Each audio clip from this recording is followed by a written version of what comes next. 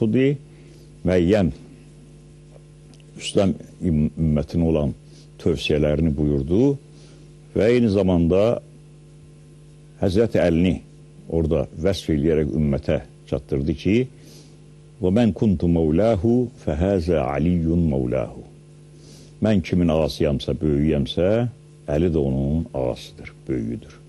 Allahümme vali mən valah və adi mən adah vansur mən nasarah vaxzul mən xəzələ.